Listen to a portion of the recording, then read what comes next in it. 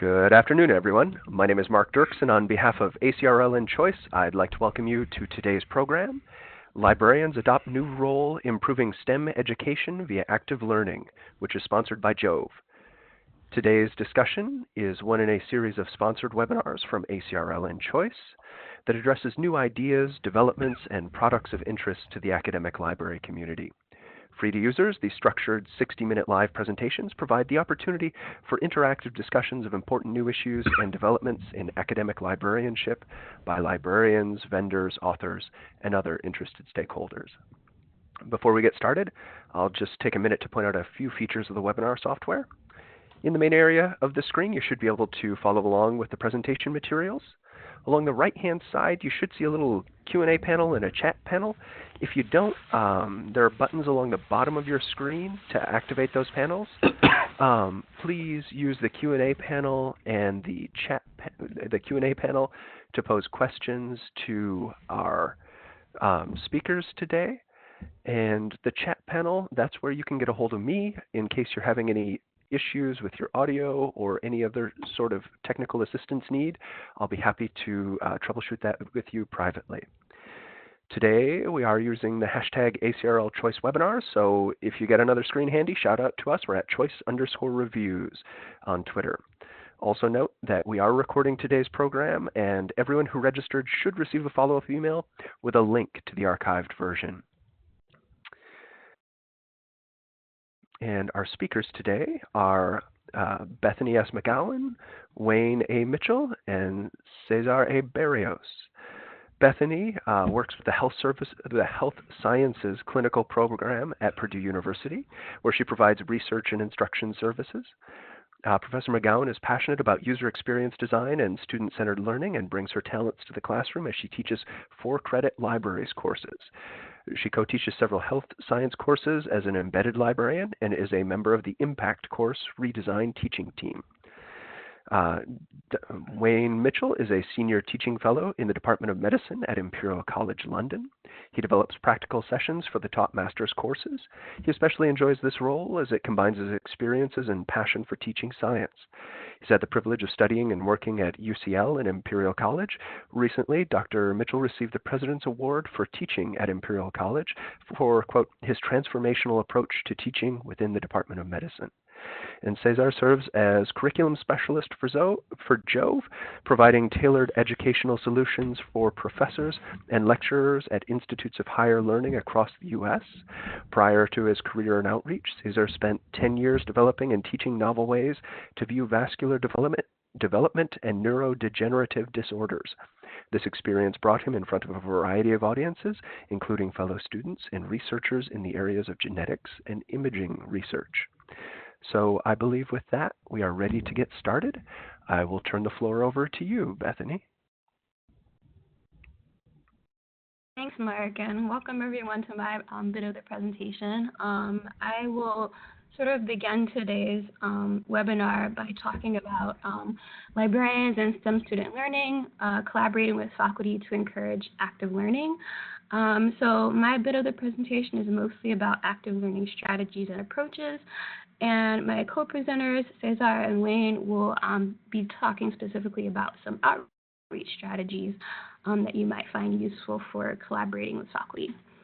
So let's go ahead and get started. Again, I'm Bethany McGowan. I'm an assistant professor of library science and also a health sciences librarian at Purdue University. So maybe we should start with a definition of active learning. What is it? Active learning actually engages students as active participants in the learning process, as opposed to them being passive recipients of knowledge from an expert. So it's actually getting students engaged in the classroom instead of just talking to them. Common active learning activities range from simple activities like individual journal writing or paired discussions to more complex activities like case studies or role playing. There's an established evidence base that supports the use of active learning to improve student critical thinking, increase retention and transfer of information, increase student motivation, and also decrease course failure rates. So because active learning approaches often rely on the completion of pre-work or pre-class assignments, for example, a popular strategy is for faculty to record their lectures and assign that as homework and then spend in-class time actually working on an activity. It's really important that students understand how to apply effective learning techniques on their own. So understanding how students approach learning is a fundamental part of actually being able to provide resources that support active learning and in the creation of student-centered learning opportunities. And this really creates a lot of opportunities for librarians. So how do students approach learning? By far, this is a survey of 964 Purdue undergraduate students, and we asked them to report their first approach to learning. And the most popular approach was to reread information that was required. So their first approach to learning was actually to reread the required text. And then some other popular strategies were creating flashcards or creating the ideal learning environment. I wasn't too surprised to see this because rereading is actually a strategy that I used to use to try to learn new information as well. But cognitive educational psychology actually shows that this isn't a great way to learn. So this is a chart that I pulled from an article from John Dunlosky. And what he did was, and John Dunlosky is a cognitive and educational psychologist, and he looked at some of the most effective learning techniques. And he actually found that rereading through text or restudying text material again after an initial reading was actually one of the most least effective learning strategies. So what you really want to do as a librarian is sort of try to move students up to some of these more effective learning strategies. And these are things like self-testing or distributed practice, which is implementing a schedule of practice that spreads out study activities over a period of time, or even interleaved practice, which is implementing different kinds of problems or learning material within a single study session.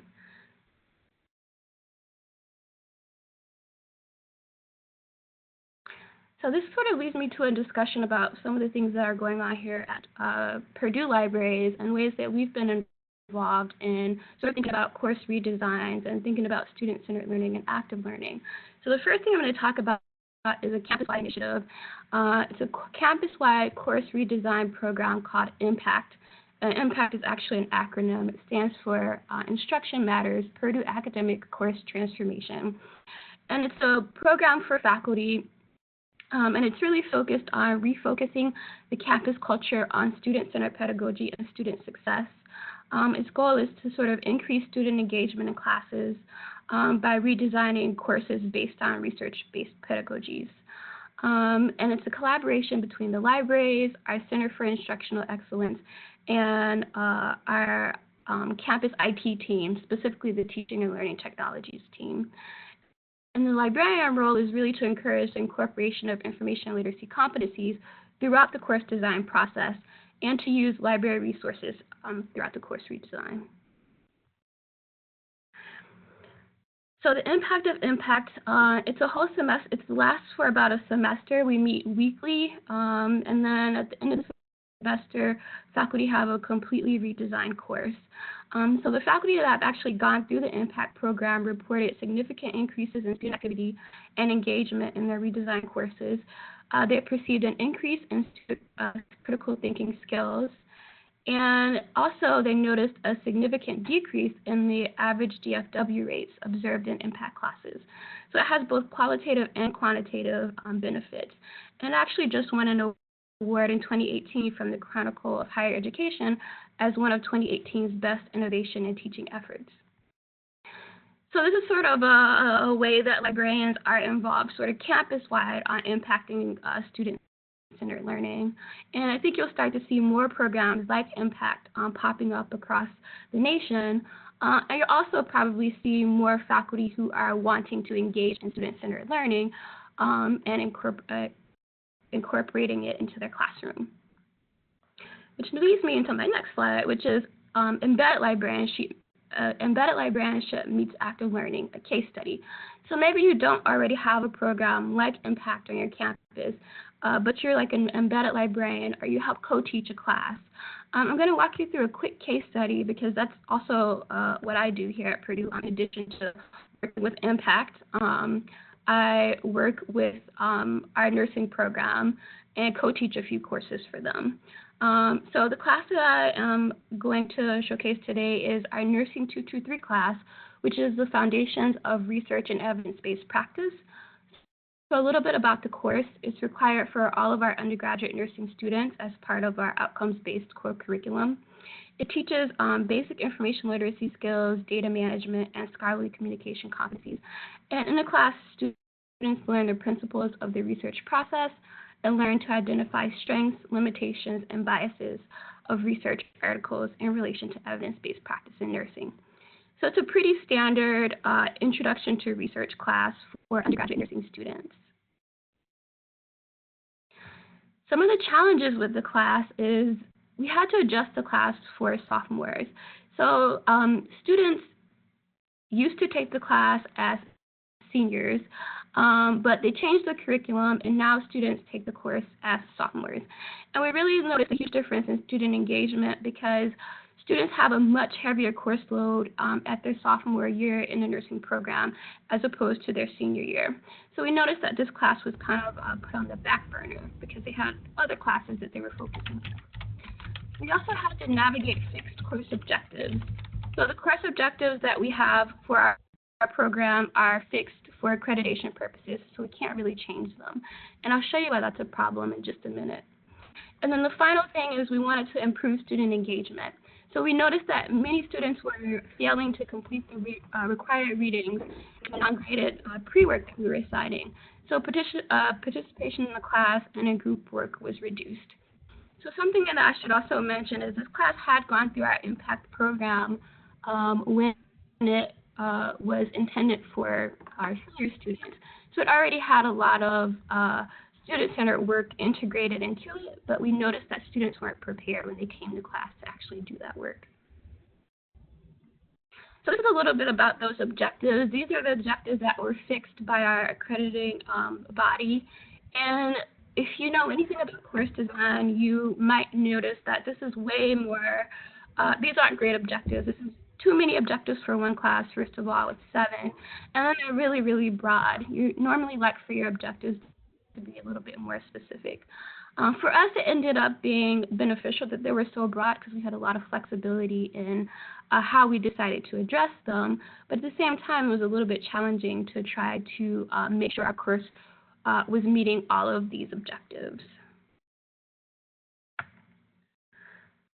So to sort of begin preparing myself for thinking about how this class could be redesigned and thinking about how it could be better for students, I wanted to first understand assessment. And this is really sort of the heart of understanding student-centered learning.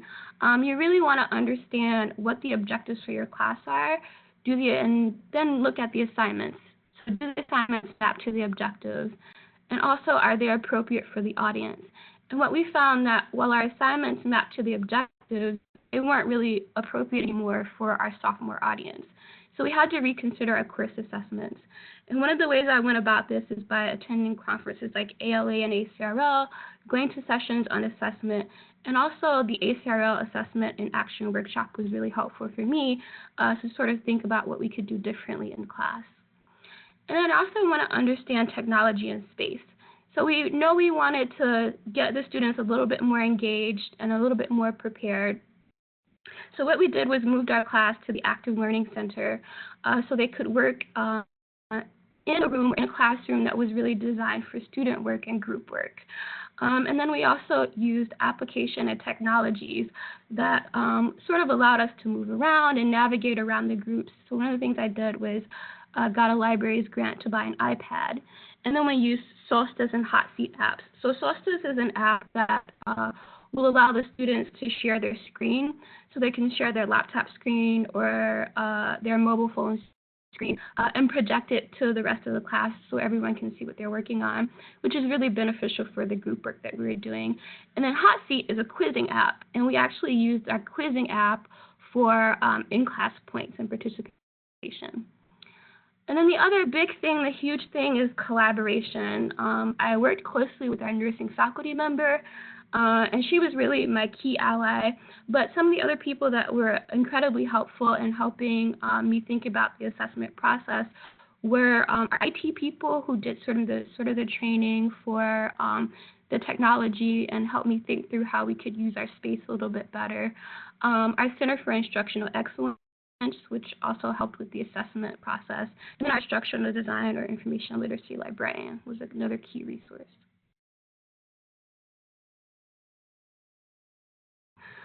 So what action did we end up taking? We ultimately decided to reduce the number of assignments. And then we took the huge change that we did was we took a distributed practice approach. So that's where you take one concept and you keep building on it. So we started the semester just introducing students to library resources and relevant databases. And then we taught them how to build a search strategy. And then we taught them how to, build a research question. But we gave them a lot more incentive to participate in the class by allowing them to choose a topic that they wanted to work on throughout the course from the very beginning. So they got to choose their research topic, and then we spent the semester building up to what was essentially a poster presentation. So they actually had a tangible research output at the end and something that they could work towards. So the course capstone assignment was a poster presentation that they presented at our undergraduate research symposium. And then we also did more engaging pre-work, and this is where the JOVE video library really came in helpful, because we wanted them to actually do the readings. Like, they couldn't be successful in class without doing the course readings, but we decided to supplement those readings with videos and other supplementary materials. So we used the JOVE video library so we didn't have to completely recreate all the videos. And then we also used an application called Perusal, which encourages students or allows students to look at the required readings and comment on it, and then they can see their classmates' comments as well. And you can actually see how much time students spend reading an article or reading the assigned readings. So Perusal works really well with our Blackboard system, and we're able to grade students based on, did you comment 3 times on the article or the required reading in Perusal? And that's how they got some of their homework points. And then we also did some pre-work assignment quizzes using Nurse Logic 2.0, which is just an application, and also The Point, which is a textbook support quizzing system. And then for our in-class interactions, we actually emphasized group work even more. But in this instance, students would come to class with, for example, like a search strategy that they designed. And then the group work was for them to sit down and talk about their search strategy with their group, and then review each other's search strategies and make suggestions for changes. And then share with the rest of the class, why you changed what you changed, or how you felt about the changes that were made to your search. So students were even more invested, and they had to come to class prepared. And then again, like I mentioned earlier, we use Hot Seat, which is our quizzing app, and Solstice for class participation points, just to make sure students were engaged.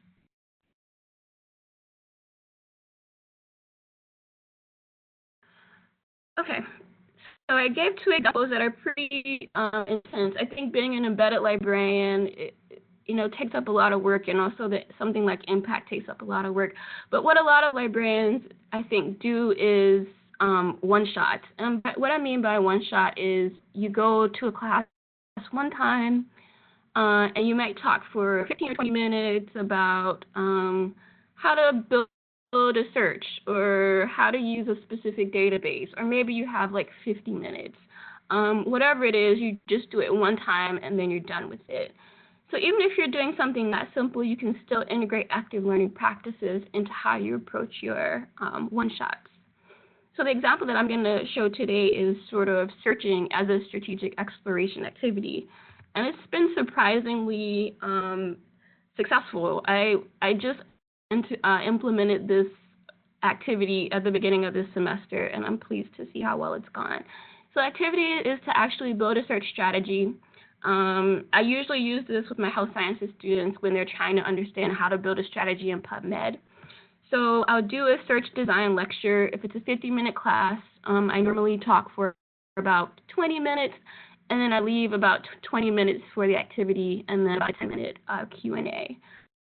If I only have 15 minutes, I do have a recorded lecture that I will go ahead and send to the professors in advance, and then we'll do this activity in class for 15 minutes. So the activity is you have students building a search. I provide a PICO question or a research question, but what I've done is created a kit of flashcards, and I've shaped them like Legos. I work at Purdue, it's a big STEM school, and Legos are still a little bit popular even amongst our undergraduates. So the assignment is to get them to build their search, so to get them thinking about searching as something that they have to piece together. So each group gets cards, and each card will have a search piece on it. So it could be open and close parentheses, a Boolean operator, a wildcard, and then plenty of blank cards so they can write in whatever they want. And they basically put all these cards together in a search strategy, and then that helps them sort of visualize and build their search. And then at the end, they share and compare their strategies with the rest of the class. So this is actually an idea that I got from an ALA meeting with another medical librarian who was there that tried something similar to this, and it's gone really well for me. And I think the point here is that even if you only have 15 minutes, you can still integrate active learning practices into your presentations. So promoting active learning outside of the classroom. Maybe you don't teach at all, you don't spend any time in the classroom. There's still strategies that you can do that will help support active learning. And I think as librarians, we will start to see more and more faculty who want to integrate student-centered learning or active learning into their classes. So how do you support that? I think the first thing is one thing is thinking of the libraries as a space conducive to active learning. So do you have like classrooms that could potentially be turned into active learning classrooms, or can you make your classrooms a little bit more friendly to group work? Or even if it's not a classroom, can you make your study rooms a little bit more conducive to group work? Also thinking of the library as a gathering point for scholarship of teaching and learning conversations. So scholarship of teaching and learning is basically the output of faculty who decide to implement active learning practices. So can you pull those faculty together and have them have conversations with each other? That's something that can be done in the library. And then also providing library resources that can be interleaved into pre-work assignments.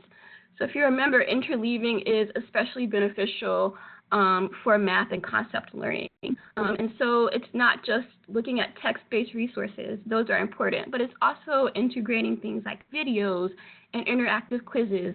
So can your library purchase sort of resources that support that? And then finally, a general understanding of instructional design and assessment, I think, is really helpful in having conversations with faculty about what they need and what they might be trying to do.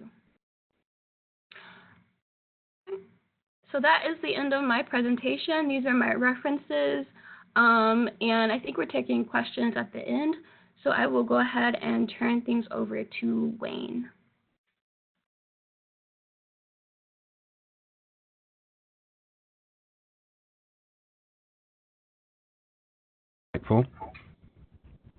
Thanks, Bethany, for that talk. It was very insightful. I'm Dr. Wayne Mitchell, and I'm a Senior Teaching Fellow at Imperial College in London. And I'm going to just give you a little bit of an insight into how I've used the library services and how I was introduced to JOVE through the librarian as it met a requirement that I had at the time. So I was set a challenge, and that challenge was to design a pre-sessional online course for laboratory skills. Sounds a bit like an oxymoron, a pre-sessional online course for laboratory skills. Laboratory skills, clearly you need to be in the lab to do them. So how could we actually develop something in that way? Especially when the courses itself required you to look at a number of the common techniques that you use in molecular biology, such as Western blotting, PCR, ELISAs, etc. And it also needed to look at the health and safety and handling techniques. So I was at a bit of a quandary. How was I going to do this? I wanted it to cover theoretical basis, but I also wanted to have some kind of visual appreciation of the technique. It's one thing to hear the theoretical knowledge, but to actually see and be able to visualize what you were going to do, I felt was really important. And so some of the options which I had available to me, I thought, well, I could panopto some sessions. That would give me the theoretical basis. I could stand and give a few lectures in front of a screen, or I could go online and look at YouTube and have my students look there and see if they found anything which was worthwhile. Or my preferred option was to do some designing myself, write a script, maybe do a bit of a film. Who knows? Cannes, where I could be going to Cannes next summer. That was kind of like my viewpoint. So I embarked upon the latter, to design my own film and script. And what I found was it was very time consuming. And not only that, the sound quality, it just wasn't up to the standard which I was hoping it would be, even with the microphones which I thought were quite good. It still just didn't come across as a professional job. And so that then brought into question things like quality control and approvals. It wouldn't pass go, if you get my drift. So therefore I thought, what am I going to do? It was at this point that one of the librarians, Elizabeth Killian, contacted me with this email. She says, I'm getting in touch as I'm the librarian representative of the Journal of Visual Experiments, and I wanted to see if there was any help or advice I could offer regarding the potential use of JOVE as part of your Mastering Laboratory Skills course. I thought, wow, this is great. And I contacted her. We had a chat over the phone, and then we decided we would have a face-to-face meeting. So the second time, myself and my co-worker, Sophie Rushman, we met up and we discussed the various ideas which we wanted to implement. And Elizabeth said, well, I think that this would really be a very suitable way in which your needs could be met.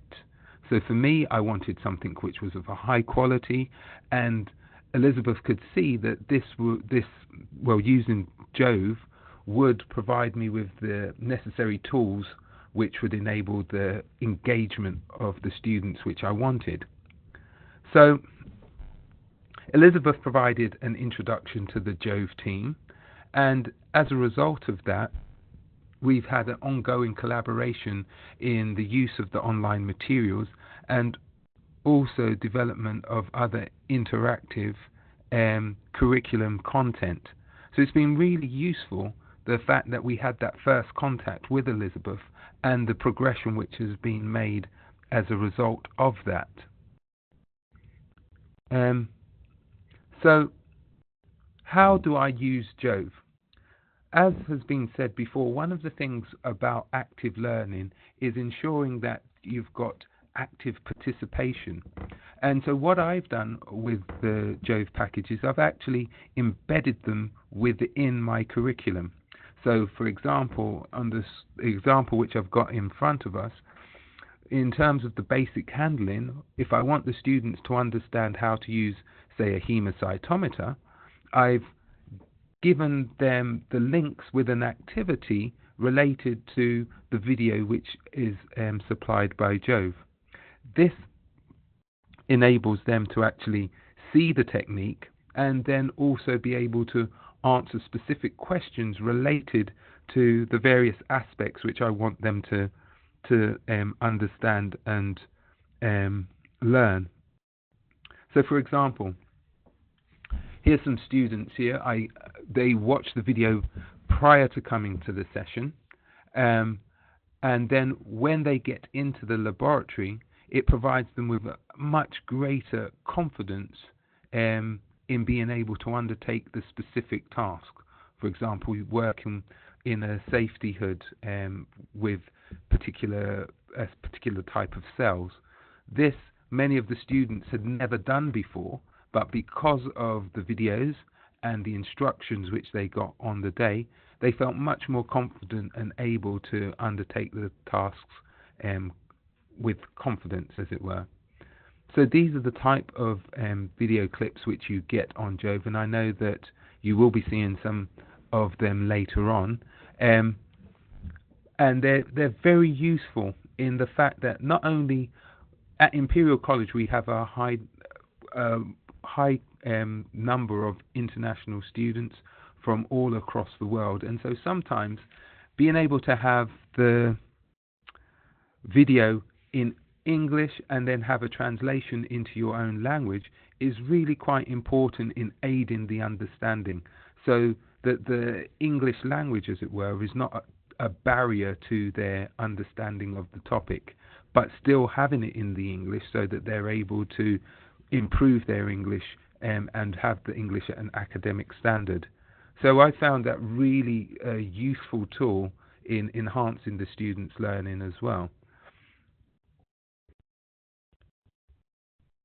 So my challenge, as it were, was to design something which was more inclusive in the curriculum and that was more reflective of the processes or the knowledge processes which I needed the students to have. And it was with the help of Elizabeth, who introduced me to JOVE and to the online materials, which I was then able to embed firstly into the Mastering Laboratory Skills course. But as a result of that and the success that I've seen within the students' understanding and in their engagement and in their abilities to undertake the task, we've also rolled out this system on undergraduate and postgraduate courses. So for me and for the type of things which I do, this has really made it much more interactive at the point of need for the students, and it's given them the option to be able to view the courses independently of the class, so that when they do come to class, any misunderstandings or anything which they were unsure of whilst they were going through the material, they can now ask more intelligent or insightful questions which they may not have thought about before they had undertaken the task, and which would have meant that their level of learning would have only gone so far if they had only been exposed to it on the day of doing the practical, for example. So from my point of view, the interaction which I've had with Elizabeth and the introduction to JOVE and being able to embed that into the curriculum has been of vital importance. So I'd like to just thank you, and I'm going to pass over now to Caesar.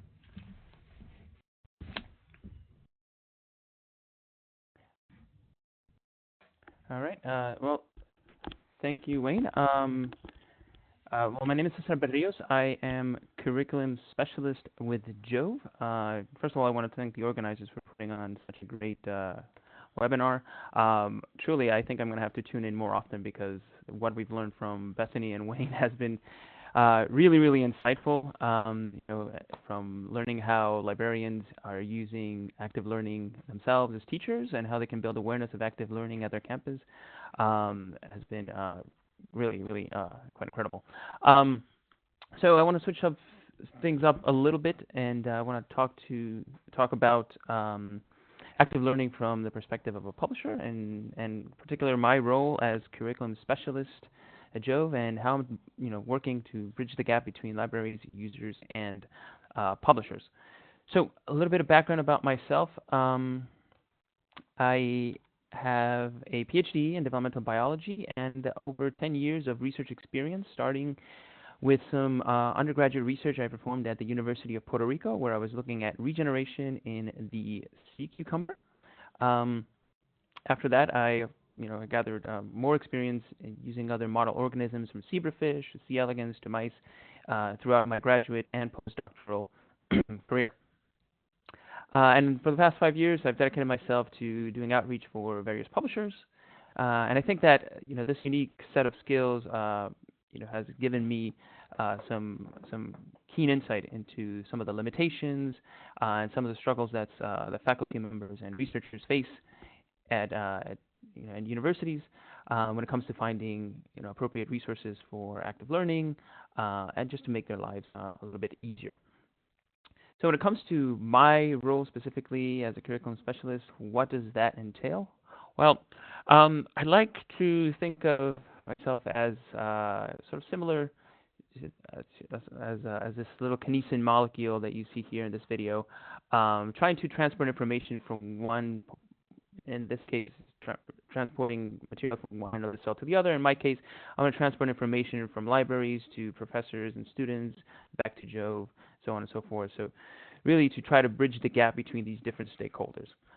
The role was created recently because we figured out that it wasn't enough to just create and put out content. We really saw a need in this space for active engagement with the community, similar to what Bethany and Wayne have seen at their respective institutes. So again, basically my role as curriculum specialist is to make sure that we can all succeed together. And I do this by listening and integrating feedback from all the important stakeholders, and with the aim of giving each one of them a head start when it comes to learning about and using active learning techniques, or learning about active learning initiatives. So in theory, this is what I do in my job on a day-to-day basis, but in order to study and measure actual results, we worked with two universities, DeSales and Clemson universities in 2017, in a study to see if active learning or active learning material actually makes a difference in student outcomes. And so what professors did at these two universities is they divided their laboratory course into, the students in a laboratory course into two cohorts, an experimental cohort of students that watched JOVE videos prior to performing certain lab techniques, and a second cohort of students that didn't watch the videos. And they tested them both before and after performing their lab experiments. Contained within the questions that they asked them, they also asked them about specifics of the experiments that they were about to undertake, as well as fundamental concepts. And in every case, you can see that students that watched JOVE videos performed better than students that did not watch the videos. So when we ask students to self-report on things such as their confidence when approaching a laboratory, their understanding of the lab, as well as the concepts discussed in the lab, students, for the most part, 93% of them, reported more confidence when approaching the lab and the different techniques, something that Wayne alluded to in his presentation a few minutes ago. They felt that the majority of them, pretty much 100% of them, felt that they understood the lab better than without watching a video. And 98% of them, the vast majority of them, again, felt that they understood the concepts also a lot better. So I think it's clear based on this this data, as well as stuff that we have learned from Wayne and Bethany, that active learning and active learning materials can lead to a significant increase in outcomes for students. Now, as I mentioned before, my role as a curriculum specialist is to let faculty know that they have access to these types of resources. And so, as you can imagine, it's a little difficult, not quite difficult, to reach out to faculty and break through them, because if we look at a breakdown of how they spent most of the time during the week, they spend it either in meetings, answering and drafting emails, preparing for classes, administering classes, and instructing students either in the classroom or in the lab, and of course, writing grants. So again, they are just extremely busy. So it's a challenge to try to get their attention. However, in my years of doing outreach for various publishers, I have found certain strategies to work better than others. So if we look at the different strategies that I employ, meaning emails, phone calls, conferences, and seminars, and one-on-one meetings, with emails being at the bottom of this pyramid, which means that you can impact the most people at a time, and one-on-one meetings at the top, meaning that these are the most effective. The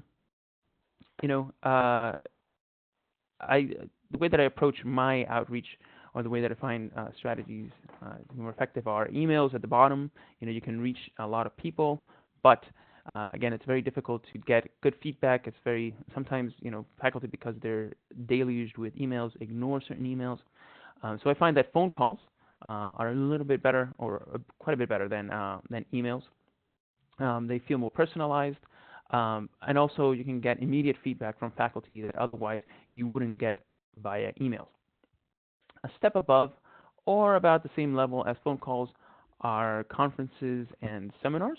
One approach that we found successful, or that I find to be quite successful, are these library vendor days, where they invite vendors into their spaces to talk about the resources that the library already subscribes to be quite effective, because it creates a forum where librarians can hear feedback from the community, can hear feedback from their patrons, the professors, the students, and the vendors as well, so that they can all provide better services all around. However, in my personal experience, one-on-one meetings seem to be at the very top of this pyramid, because they are the ideal show and tell scenario.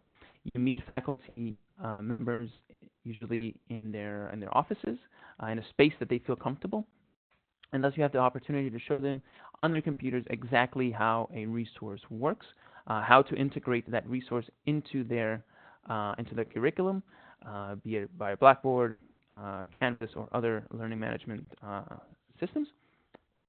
And again, really the most effective method that I have found when getting faculty's attention and getting them on board to using a particular active learning resource. Now, with all these strategies, I like to keep these 5 points in mind always. I want to create a connection to the professor, obviously, and this starts with emails or phone calls. And then I want to understand their needs, right? I want to get that feedback from them. And I also want to address their particular needs, again, by listening to the feedback. Also having some prior knowledge as to what courses they're teaching, what research they're doing, and my own knowledge about the tools that we provide, or in the case of the library, that the library provides. Of course, you want to bring them on board and make sure that they know how to use those resources. And finally, you want to establish and, of course, build that relationship up. And by touching base with them in a few weeks' time, a couple months' time, and just telling them, what new resources they have available and whatnot. So you might be asking yourself, do these strategies work? And I think our preliminary results indicate that they do. So what you're seeing here is the result of a recent collaboration that we started with a university of a major research university on the East Coast. And this was in consultation with the library, of course. As you can see, they upgraded at the end of last year, beginning of this year. And you can see an immediate bump in usage after this upgrade that kind of petered out and sort of flatlined for the rest of the year and into the summer. I came on board to JOVE in July and started this collaboration at the end of July, beginning of August.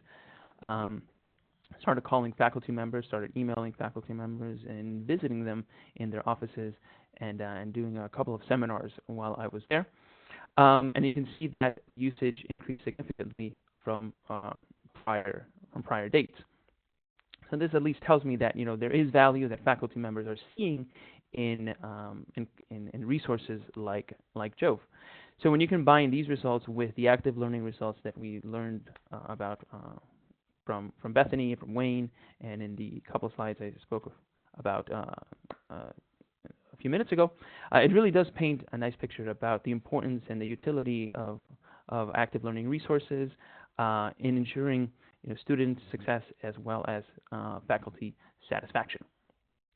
So I want to conclude my talk with additional tips from a personal perspective. So you might be asking yourself, okay, how can I launch some of these initiatives? some of you might be strapped for cash, some of you might be strapped for staff, short-staffed. And so you're wondering who to call. Now, you don't want to call this guy. You want to reach out to these individuals. These are your foot soldiers on the ground. These are your graduate students, your postdocs, your early career researchers, who in many occasions are part of organizations, such as graduate student organizations, postdoctoral fellow organizations. And reach out to them, because they are usually the early adopters of new technology, and they might be using some of these resources already in novel ways that you might not have thought about. And the reason I'm telling you this is because I was a postdoc myself. I was a graduate student myself. And towards the end of my graduate and postdoc career, I was looking at the statistics. And when you're faced with statistics such as this, which indicate that only about 8% of PhD students will become tenure-track faculty, I quickly, pivoted and realized that I wanted to do something else. I want to gain experience outside of the laboratory. So what I can tell you from personal experience and from experience of other, former students like myself, is that you should leverage the student talent you have at your university, because in many cases, these students, these postdocs, these early career researchers are hungry. They want to learn new techniques. They want to pivot outside of academia and hopefully find a role that better suits them, that isn't becoming faculty. And with that, I'd like to conclude. If you have any questions, any comments, I'd be happy to answer them. I believe it's time for questions, so I'll wrap it up right here. All right. Thank you, Cesar. This is Mark from ACRL in Choice, and as was just mentioned, if you do have questions, please put those into the Q&A module, and we'll get through as many of them as we have time for right now. I think we had a few questions come through a bit earlier.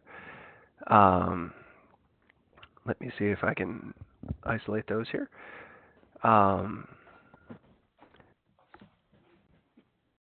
So we've got a question here from Amy, I believe, that came in a bit earlier.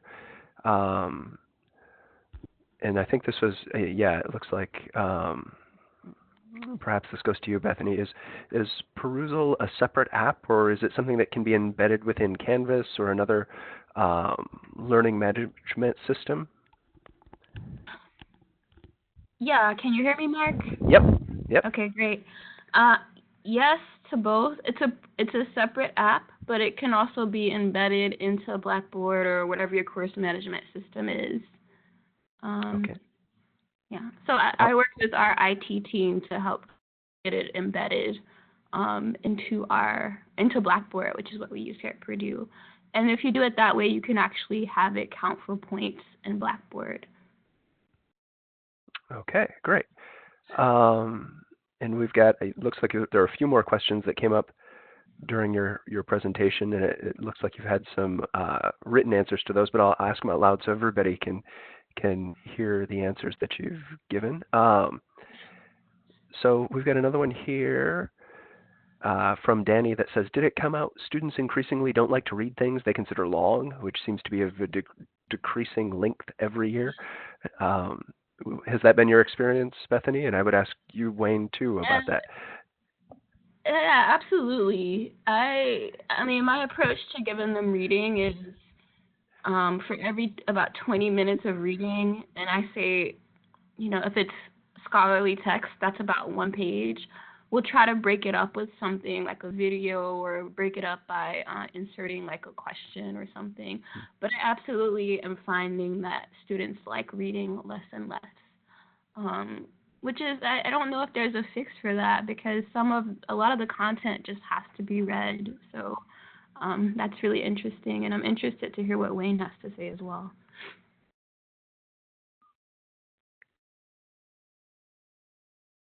I think, Wayne, you might be muted. Yeah. There we go. Are you there, Wayne? Hello? Yeah? Yep. Great. Okay. Yep.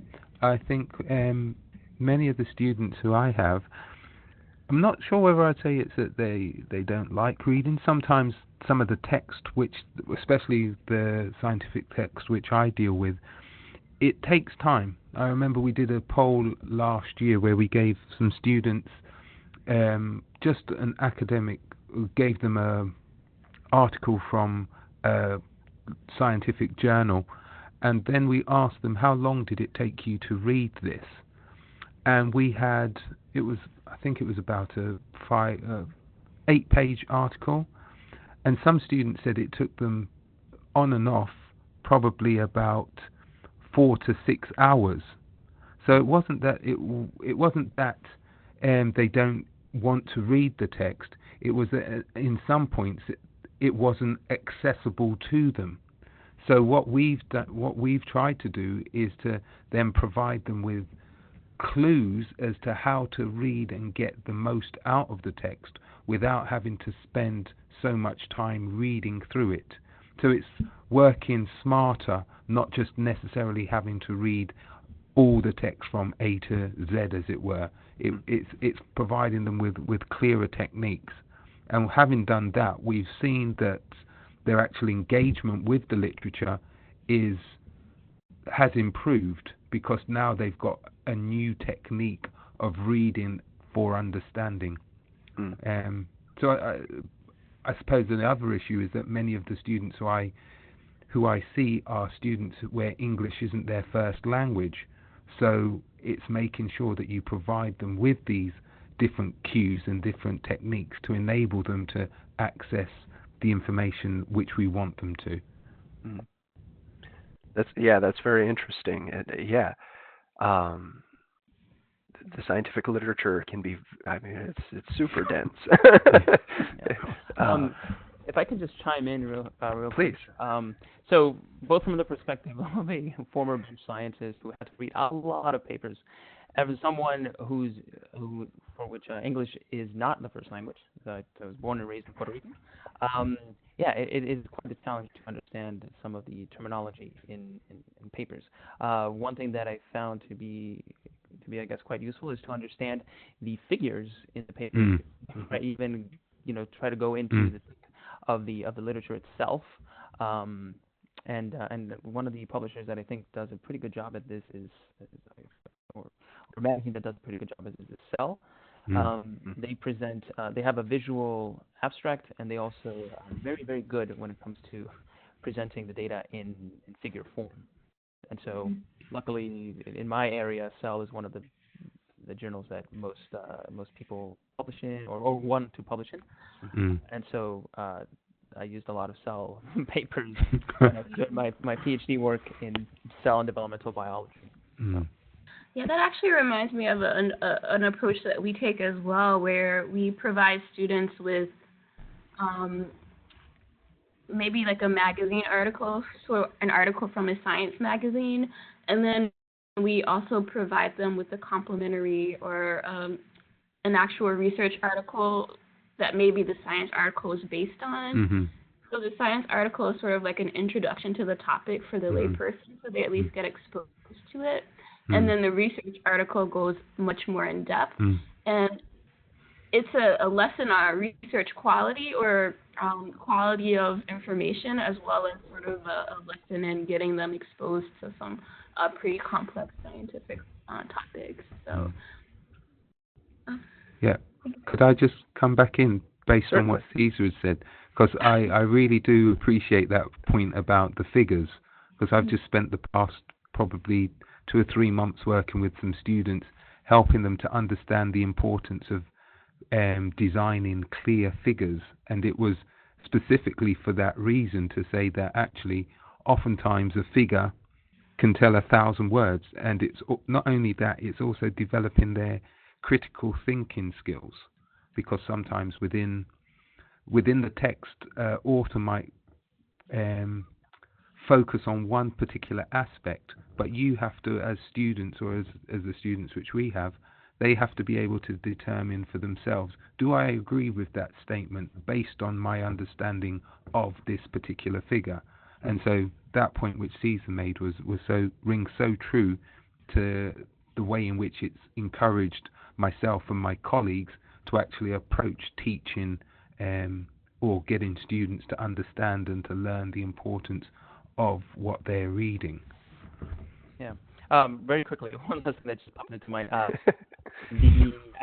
One of the qualifying exam for my developmental genetics PhD degree was actually I was giving an abstract, and I had to come up with 5 figures to explain the results that were discussed in the abstract. So again, I guess it sort of ties into this idea that designing good figures is key to understanding the science.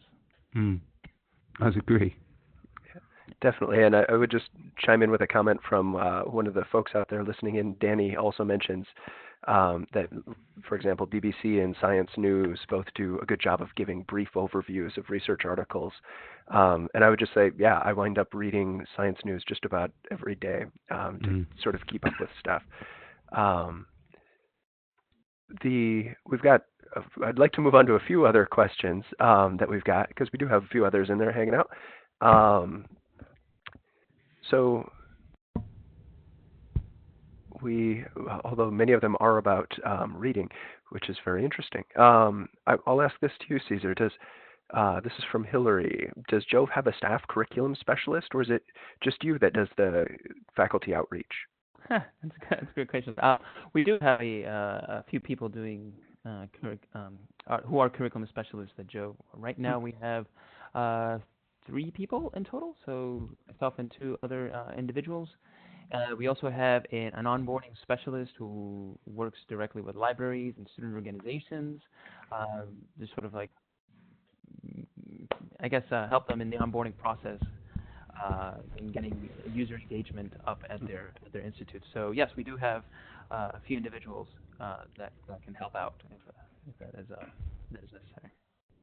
Great. And to circle back to Alessandra's question here, she says, can you provide an example of effective techniques to read a scientific article in a smarter way?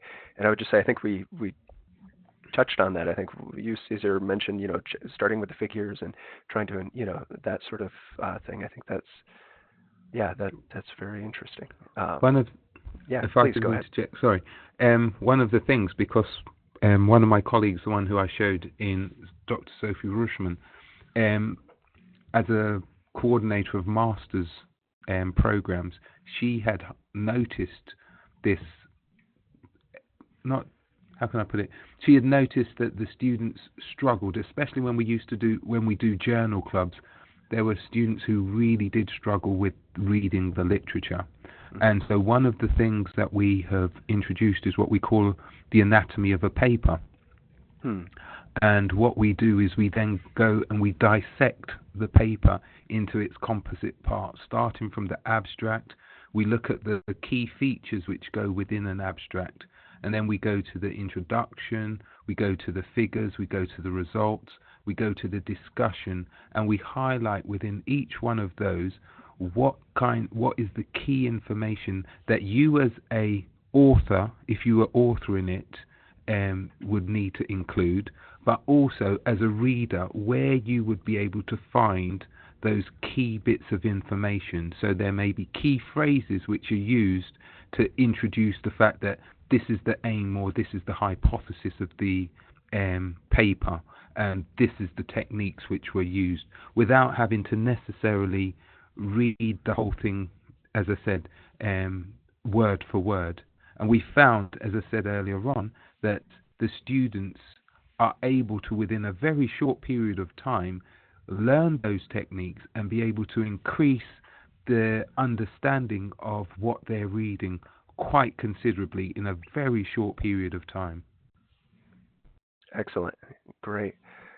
Well, it does look like we are coming up on the end of our time. So before we let everybody out there go, I would just remind you that you should be able to see in the chat box there a link to a survey to let us know how we did on this webinar. So please take a moment before you go on with the rest of your day to give us a bit of feedback. We would really appreciate that. And of course, before we go, I would like to say thank you to you, Bethany, and to you, Wayne, and to you, Caesar, for taking the time today to present. I think we had some really great presentations from each of you. So thank you for taking the time to do that. Thanks for inviting us.